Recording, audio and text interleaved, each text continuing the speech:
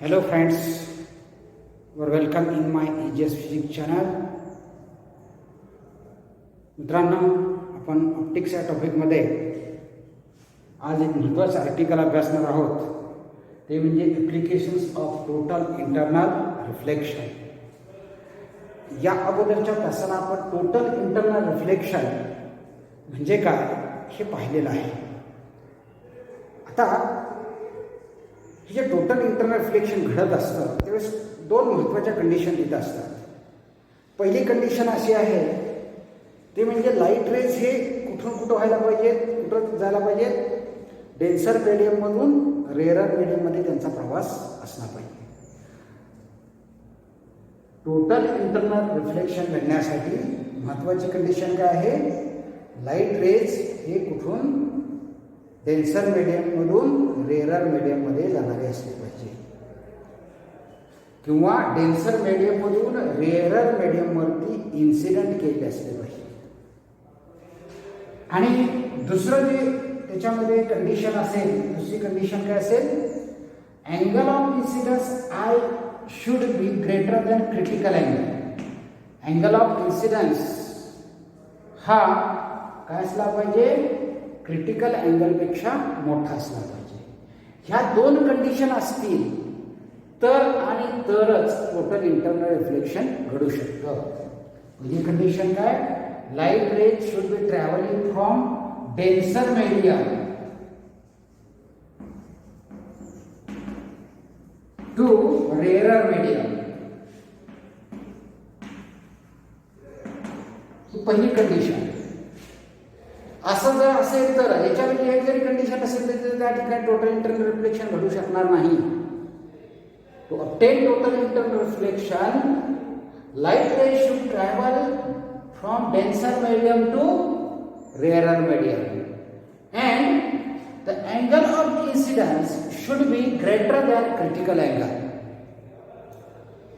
For obtain total internal reflection, second condition is angle of incidence which is in denser medium, it is greater than critical angle.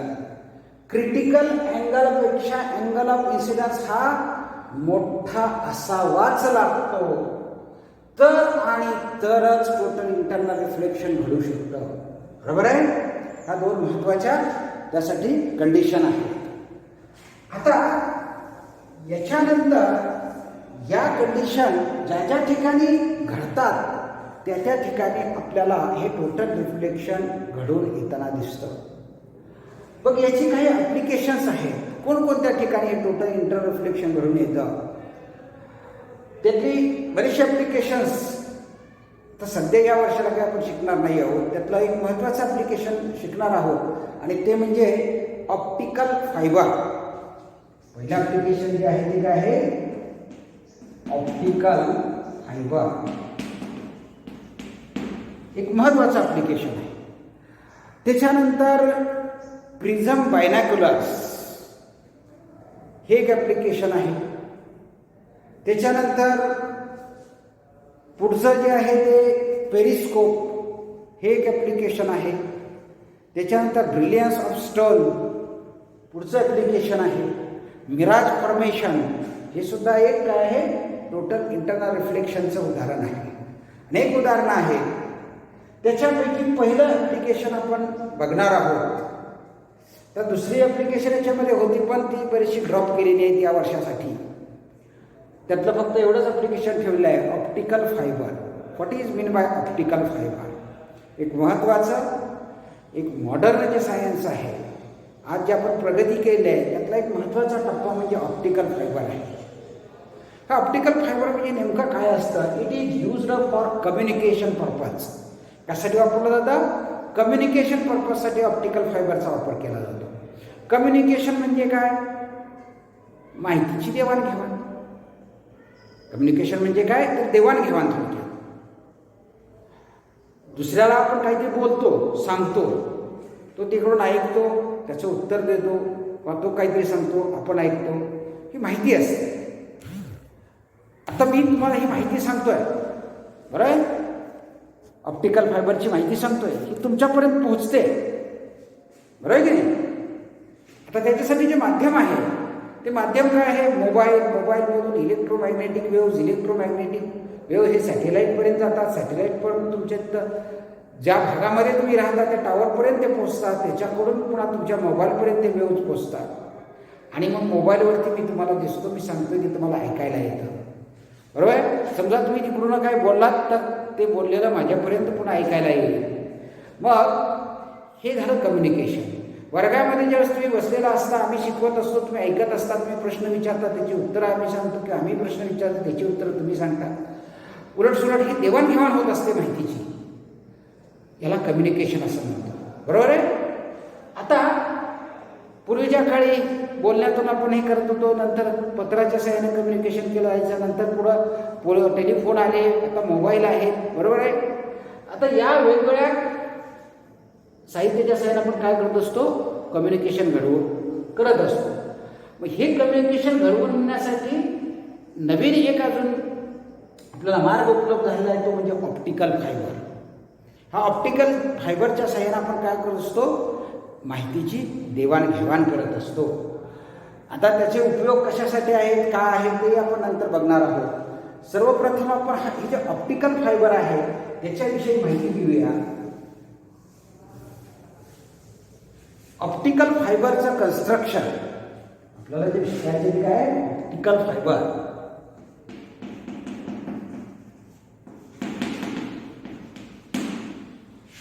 या optical फायबरचं काय शिकणार आहोत आपण, construction. काय असते याच्यामध्ये ऑप्टिकल फायबरमध्ये, तर ट्रान्सपरंट मटेरियलना हे ऑप्टिकल फायबर बनलेली असतात. त्याचा जो सेंट्रल पार्ट असतो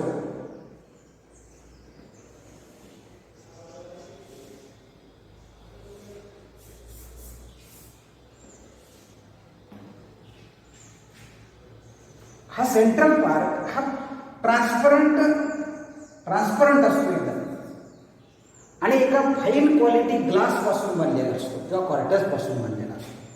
फाईन क्वालिटी, चांगल्या क्वालिटीच्या ग्लास पासून बनलेला असतो. त्याच्यानंतर हा कसा असतो, फ्लेक्झिबल असतो. फ्लेक्झिबल म्हणजे कसा असतो, तो लवचिक असतो आणि याची जाडी अतिशय कमी असते. माणसाचा जो केस आहे, ह्युमन हेअर, त्याच्यापेक्षा सुद्धा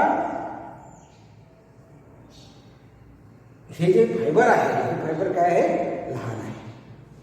आता याच्यानंतर याच्यावरती एक कोटिंग केलेलं असतं, ते सुद्धा ट्रान्सपरंट मटेरियलचं असतं. आणि याचं वैशिष्ट्य असं असतं की आतला जो भाग आहे त्याच्यापेक्षा बाहेरच्या भागाची रिफ्रॅक्टिव्ह इंडेक्स कमी असते. हा जो भाग आहे, आता सेंट्रल पार्ट जो आहे त्याला काय म्हटलं जातं, कोर असं म्हटलं जातं, कोर. आणि त्याच्या बाहेरचं जे आवरण आहे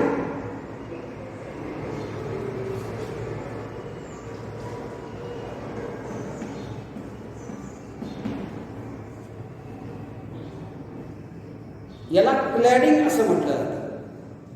या कोरवरती काय केलं असेल, जे कोटिंग केलं असतं, कोटिंग असतं, काय असतं त्याला काय म्हणायचं आहे, क्लॅडिंग म्हणायचं.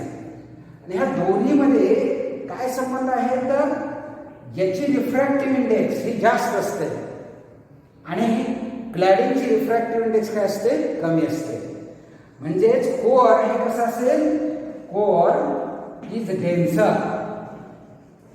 रिफ्रॅक्टिव्ह इंडेक्स जास्त, याचा अर्थ ते कसं असेल, डेन्सर असेल.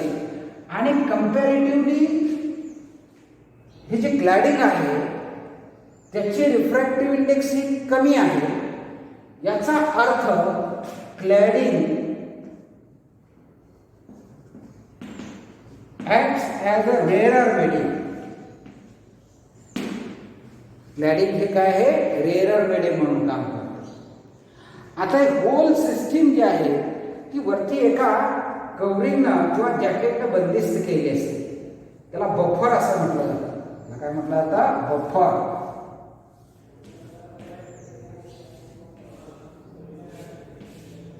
बफर किंवा जॅकेट.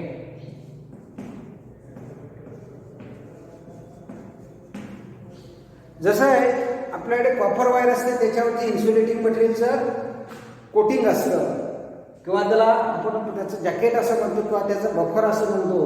ह्या सगळ्या सिस्टीमला प्रोटेक्ट करण्यासाठी या बफरच्या आतमध्ये काय असेल, क्लॅडिंग असेल आणि त्याच्या आतमध्ये कोअर.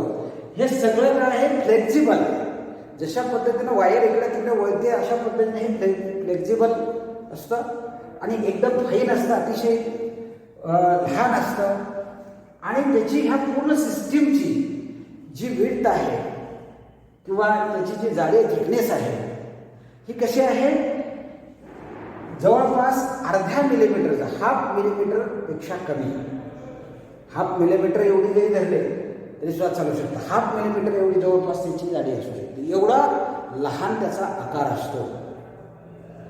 आणि ज्यावेळेस टोटल फायबरचा विचार केला जातो, अशा पद्धतीचे अनेक लहान लहान फायबर त्याचा एक बंडल तयार केलेला असतो. म्हणजे अनेक बंडल असे लहान लहान फायबर एकत्र करून काय करायचं असेल, त्याचा बंच किंवा असा बंडल तयार केलेला असतो. आणि अशा पद्धतीनं हे ऑप्टिकल फायबर.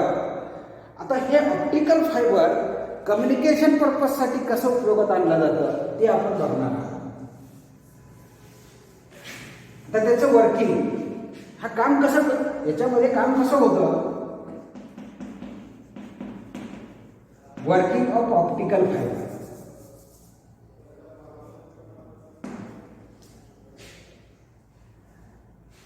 आता या ठिकाणी लाईट असतो, एका पर्टिक्युलर वेव्हलेंथचा लाईट काय केला जातो, याच्यामध्ये एका टोकापासून आत पाठवला जातो. आत गेल्यानंतर त्याचं रिफ्रॅक्शन होतं, मार्ग बदलतो आणि तो या पद्धतीनं ह्या कोअरमध्ये आतमध्ये गेल्यानंतर थोडंसं बेंडिंग होऊन या कोअरची एका बाजूची भिंत असते, वॉल असते, त्याच्यावरती स्ट्राईक होतो, इन्सिडेंट होतो. पण इथं अरेंजमेंट अशी केली जाते की या ठिकाणचा अँगल ऑफ इन्सिडेंट जो असतो तो कसा असतो, this I should be greater than critical angle. Core आणि क्लॅडिंग या पेअरसाठी जो काही क्रिटिकल अँगल असेल त्याच्यापेक्षा जास्त अँगलनं हा लाईट या बाउंड्रीवरती, कोअर क्लॅडिंगच्या बाउंड्रीवरती इन्सिडेंट होईल, अशा पद्धतीनं तो इन्सिडेंट केला जातो. आता बघा, लाईट रेज आता सरळ जायचं म्हटलं तर कसं जातील, या कोअरमधून क्लॅडिंगमध्ये जायला पाहिजे. कोअरची रिफ्रॅक्टिव्ह इंडेक्स जास्त आहे म्हणजे डेन्सर आहे, क्लॅडिंगचे रिफ्रॅक्टिव्ह इंडेक्स कमी आहे म्हणजे तो काय आहे, रेअरर आहे. डेन्सर टू रेअरर त्याचा प्रवास होतो. पण हे होत असताना काय केलंय, त्याचा अँगल ऑफ इन्सिडन्स जो आहे तो काय केला आहे, क्रिटिकल अँगलपेक्षा जास्त केला आहे. असं जर असेल तर आपल्याला माहिती आहे त्या ठिकाणी काय घडतं, टोटल इंटरनल रिफ्लेक्शन घडतं. म्हणजे हा जो लाईट आहे तो क्लॅडिंगमध्ये न जाता तसाच कोअरमध्ये माघारी वळतो, या पद्धतीनं विरुद्ध दिशेमध्ये त्याचा प्रवास होतो. पुन्हा हा जो रिफ्लेक्टेड रे आहे, this reflected ray strike on opposite wall of the core, त्या कोअरच्या अपोजिट वॉलवरती स्ट्राईक होतो, आदळतो. Now again at this boundary, opposite boundary, angle of incidence should be greater than critical angle, so that again here total internal reflection takes place. पुन्हा इथं काय घडतं, total internal reflection घडतं. तो अशा पद्धतीने इथं बाउंड्रीवरती येऊन इन्सिडेंट होतो का स्ट्राईक होतो की त्याचा अँगल ऑफ इन्सिडेंट जो असेल तो क्रिटिकल अँगलपेक्षा जास्त असेल. पुन्हा इथं काय होतं, light ray denser to rarer त्याचं ट्रान्सफॉर्मेशन आहे.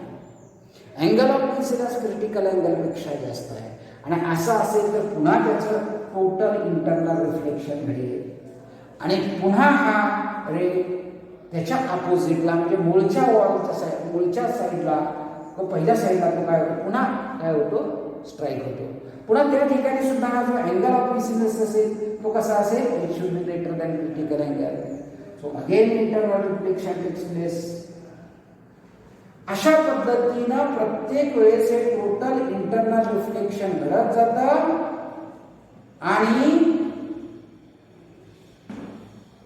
अशा पद्धतीने अनेक वेळा मल्टिपल टोटल इंटरनल रिफ्लेक्शन्स, अनेक टोटल इंटरनल रिफ्लेक्शन्स घडल्यानंतर this light ray emerge from other end of the fibre, फायबरच्या दुसऱ्या टोकातून हा रे काय करतो, बाहेर लक्षात आहे. एका टोकातून पाठवलेला लाईट, पण एका फर्स्ट एंड मधून काय केलंय, त्याचा जो ऑप्टिकल फायबर आहे त्याचं एक एंड आहे, फर्स्ट एंड त्याला म्हणूया, त्या फर्स्ट एंड मधून आत सेंड केलेला आहे, पाठवलेला आहे. पाठवल्यानंतर तो या अशा पद्धतीने पाठवला जातो की एका या कोरच्या एका एंडला एका वॉलवरती तो काय होतो, क्रिटिकल अँगलपेक्षा जास्त अँगलला इन्सिडेंट होईल अशा पद्धतीने तो सेंड केला जातो. तिथं टोटल इंटरनल रिफ्लेक्शन घडतं, तो पुन्हा अपोजिट वॉलवरती स्ट्राईक होतो, तिथं पण टोटल इंटरनल रिफ्लेक्शन घडतं. असं number of total internal reflections तिथं फॉर्म होतात किंवा परफॉर्म होतात. आणि नंतर अनेकदा याचं इंटरनल रिफ्लेक्शन पुढं हा रे जातो आणि सगळ्यात शेवटी काय होतो, या दुसऱ्या टोकातून बाहेर होतो, इमर्ज होतो. मग हा जो फायबर आहे, हा फायबर काय करतो, एक लाईट पाईप असल्यासारखं काम करतो. जसं पाईपाच्या एका टोकातून, आपल्या घरामध्ये पाईप असतो पाण्याचा, एका टोकातून जर पाणी सोडलं तर ते दुसऱ्या टोकातून पाईपच्या काय होतं, बाहेर येतं. आणि त्याच पद्धतीनं हा जो ऑप्टिकल फायबर आहे, त्या ऑप्टिकल फायबरच्या एका टोकातून आत जर लाईट पाठवला तर त्या फायबरच्या दुसऱ्या टोकातून काय होतं, लाईट हा बाहेर पडतो. आणि हे होत असताना इथं काय होतं, अनेक वेळा म्हणजे multiple total internal reflections form होतात. बरं, ठीक आहे. तर अशा पद्धतीनं हा काय करतोय, हा जो पाईप आहे हा काय करतोय, लाईट पाईप असल्यासारखं काम करतो. या पद्धतीने याचं वर्किंग चालतं. थोडक्यात काय तर लाईट वाहून नेण्यासाठी आपण या ऑप्टिकल फायबरचा वापर करतो. आता तुम्ही म्हणाल ठीक आहे, हे कशासाठी करायचं आणि याच्यातून कम्युनिकेशन कसं होतं. तर हे कम्युनिकेशन होताना जी माहिती आहे, it is converted into light waves. Light वेव्हच्या फॉर्ममध्ये काय केलं जातं, ही माहिती कन्व्हर्ट केली जाते. आणि ती जी माहिती आहे, ती माहिती ह्या लाईटच्या स्वरूपामध्ये काय केली जाते, इकडे पाठवली जाते. आणि पुढे इकडे डिकोडर असतो, कोड लँग्वेज असते, तो डिकोड करतो आणि पुन्हा मूळच्या माहितीच्या स्वरूपामध्ये काय करतो, आपल्याला मिळवता येते. जसं तर बघा, आपण मोबाईलच्या सहाय्याने कम्युनिकेशन करतो. मोबाईलमध्ये आपण जे बोलतो तो साऊंड वेव्ह असतो, बरोबर आहे. हे साऊंड ही जी एनर्जी आहे किंवा हे जे वेव्ज आहेत ते साऊंड वेव्ज आहेत, लॉन्जिट्युडनल वेव्ज असतात. त्याचं रूपांतर कशामध्ये केलं जातं, इलेक्ट्रोमॅग्नेटिक वेव्जमध्ये केलं जातं. मोबाईल जो असतो तो काय करतो, या साऊंड वेव्हचं कन्व्हर्जन इलेक्ट्रोमॅग्नेटिक वेव्हमध्ये करतो आणि हे इलेक्ट्रोमॅग्नेटिक वेव्ज पुन्हा mobile to tower, tower to satellite, satellite to second tower आणि त्याच्यानंतर टावरपासून तुमचा हँडसेट, हा सगळा प्रवास जो असतो कित्येक किलोमीटरचा, काही सेकंदामध्ये काही मिनिटामध्ये हा प्रवास होत असतो. असं जर बोललं असतं, आपण दिल्लीमध्ये असेल आणि आपण इथं पंढरपुरामध्ये असेल, तर दिल्ली आणि पंढरपूर हे अंतर हजारो कोट्यावधी किलोमीटरचं अंतर आहे. दुसऱ्या देशामध्ये सुद्धा आपण काही क्षणामध्ये संपर्क साधू शकतो. हा आवाज तिथपर्यंत पोहोचला असता का, नाही. मग त्यासाठी आपल्या आवाजाचं रूपांतर दुसऱ्या कुठल्या तरी एका सिग्नलमध्ये करावं लागतं की जे आपण इलेक्ट्रोमॅग्नेटिक वेव्हमध्ये करतो. आता इथं सुद्धा काय करावं लागतं, तर आपला आवाज असेल किंवा इतर माहिती असेल, ही सगळी माहिती किंवा आवाज किंवा कम्युनिकेशनसाठी जो सिग्नल म्हणतो आपण, तो सिग्नल या लाईट एनर्जीमध्ये कन्व्हर्ट केला जातो. नंतर ही लाईट एनर्जी ऑप्टिकल फायबरमधून पाठवली जाते आणि दुसरं जे टोक असेल तिथं कुठं ही माहिती पोचवायची आहे, कित्येक किलोमीटर नंतर हा लाईट तिथं पोचल्यानंतर त्याचं मूळच्या भाषेमध्ये किंवा मूळच्या लँग्वेज किंवा मूळचा जो फॉर्म आहे त्या फॉर्ममध्ये या एनर्जीचं रूपांतर केलं जातं आणि मग ते आपल्याला जसंच्या तसं बघायला मिळतं, पाहायला मिळतं किंवा ऐकायला मिळतं. जसं मोबाईलच्या असल्याने आपला आवाज जसा तसा तिकडच्या व्यक्तीला ऐकायला जातो, त्याच्यामध्ये कुठले कन्व्हर्जन नाही. तसंच इथं सुद्धा काय होतं, इथं लाईट रेज जे आहेत हे लाईट रेज कम्युनिकेशनसाठी वापरले जातात. ठीक आहे. आता हे जे ऑप्टिकल फायबर आहे याचे काही ॲडव्हान्टेजेस आहेत. कोणकोणते ॲडव्हान्टेजेस आहेत? कम्युनिकेशनसाठी अनेक मार्ग आहेत. त्या सगळ्या मार्गापेक्षा हे ऑप्टिकल फायबर कम्युनिकेशन काही फायदेशीर आहे. कशासाठी वापरायचं, कारण काय, त्याचा फायदा काय, ॲडव्हान्टेजेस.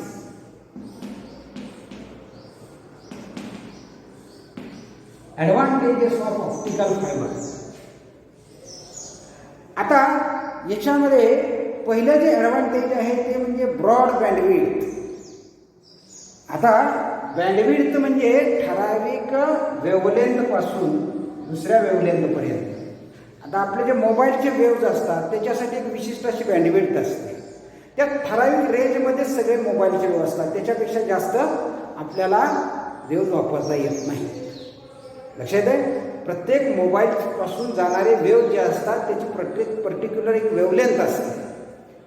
वेगवेगळ्या हँडसेटसाठी ही वेव्हलेंथ वेगवेगळी असते. बरोबर आहे. मग सगळ्यासाठी जर आपण ही वेव्हलेंथ वापरायला लागलो तर किंवा सगळ्या अनेक मोबाईलला एकच वेव्हलेंथ द्यायला लागली तर काय होईल, हे सगळं वेव्हलेंथवरती डिपेंड आहे. एकमेकाला ते फोन लागतील, एकाला गेला फोन दुसऱ्याला लागेल, दुसऱ्याच्या हँडसेटमध्ये तो सिग्नल पोहोचेल. मग प्रत्येकासाठी वेगवेगळी ही वेव्हलेंथ असणार आहे, लक्षात असू द्या. मग ह्या वेव्हलेंथची रेंज जी असते कम्युनिकेशन पर्पजसाठी, कमीत कमी वेव्हलेंथ किती आणि जास्तीत जास्त वेव्हलेंथ किती, त्याला काय म्हटलं जातं, बँडविड्थ असं म्हटलं जातं.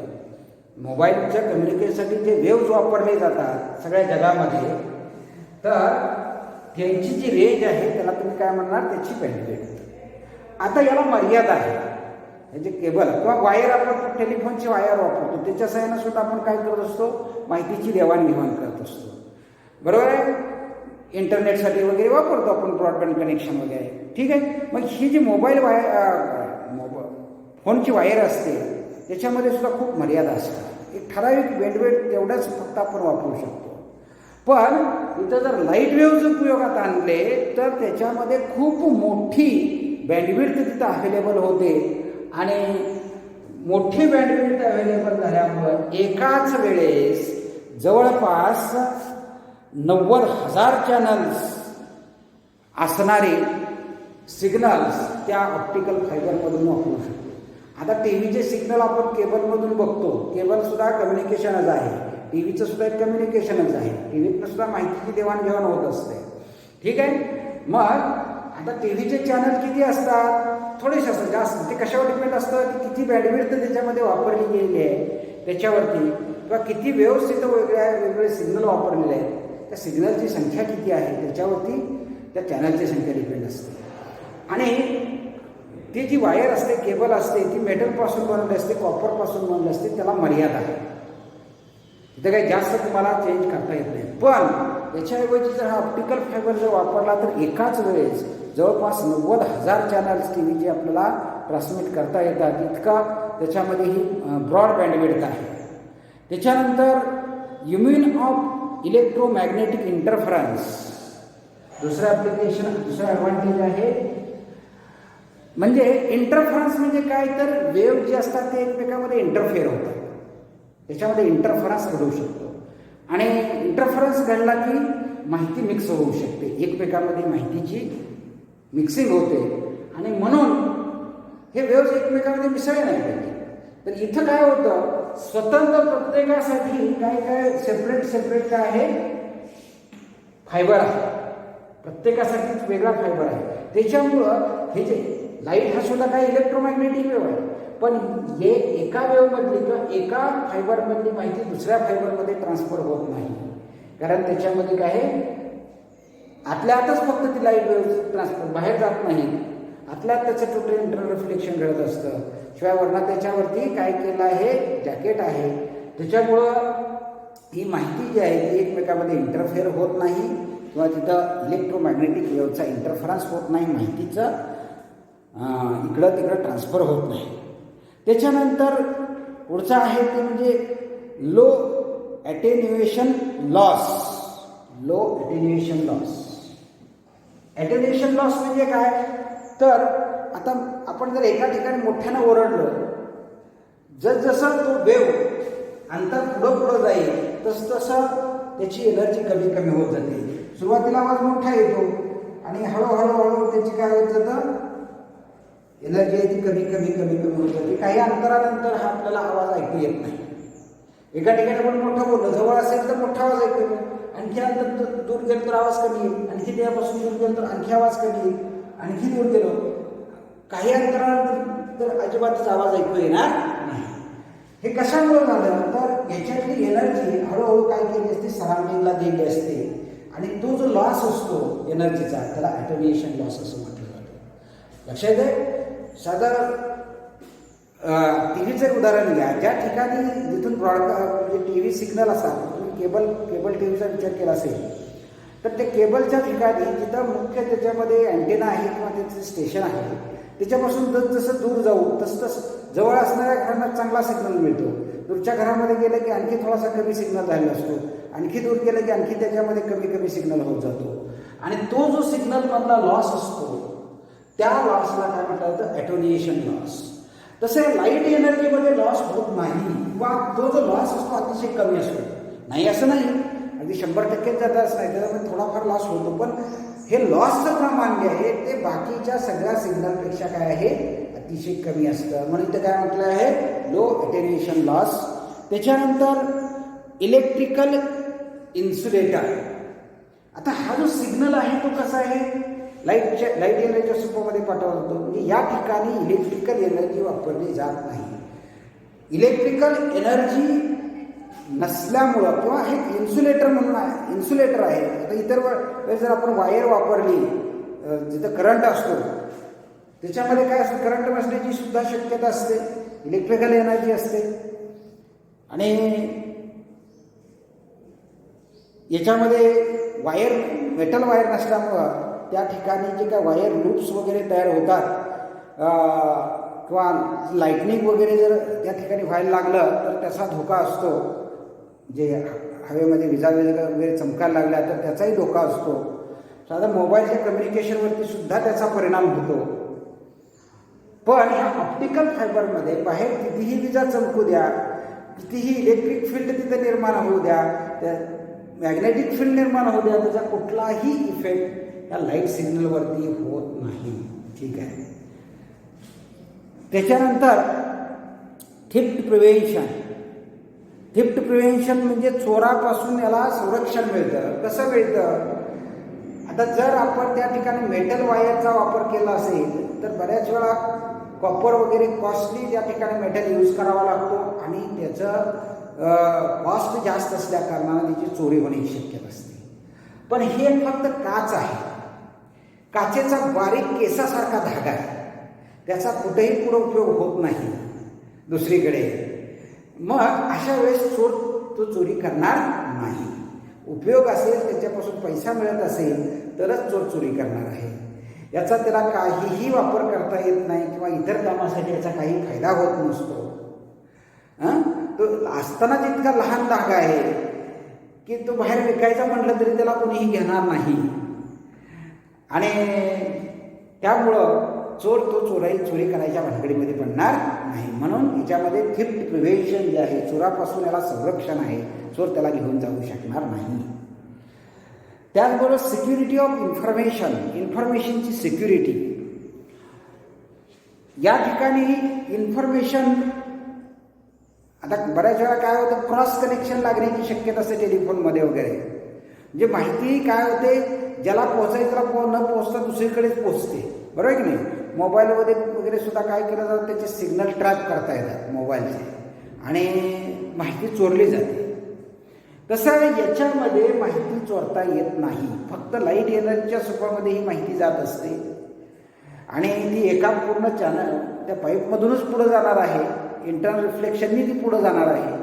ती मध्ये आधी कुठेही लीक करता येत नाही आणि त्याच्यामुळं माहितीची जी काही सिक्युरिटी असते, इन्फॉर्मेशनची सिक्युरिटी असते, ती खूप चांगल्या प्रकारे आपल्याला इथं काय करता येते, जपता येते.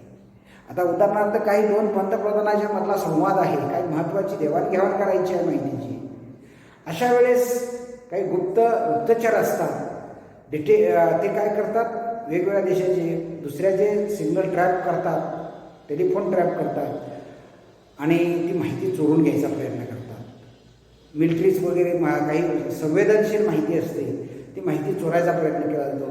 तसं ऑप्टिकल फायबर कम्युनिकेशनच्या साह्यानं केलेलं कम्युनिकेशन, त्याच्यामधली माहिती बाहेर घेता येत नाही. जी इन्फॉर्मेशन आहे त्या इन्फॉर्मेशनची सिक्युरिटी खूप मोठ्या प्रमाणामध्ये आपल्याला करता येते.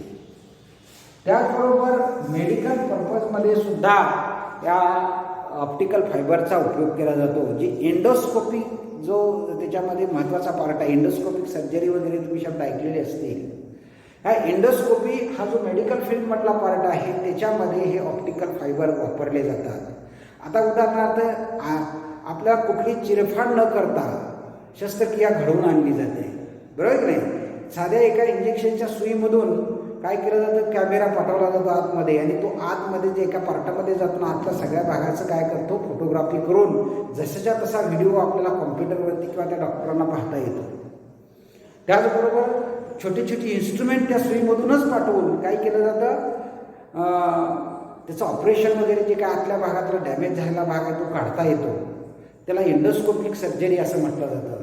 आणि त्या ठिकाणी आतमध्ये गेला तो कॅमेरा असेल किंवा त्याचे इन्स्ट्रुमेंट असतील त्याच्यामध्ये आणि बाहेर बसलेले डॉक्टर कॉम्प्युटर असतो, त्यांच्यामध्ये जे काही कम्युनिकेशन होत असतं त्यांना जोडणारा एक धागा असतो आणि तो धागा म्हणजे काय असतो, हा ऑप्टिकल फायबर असतो.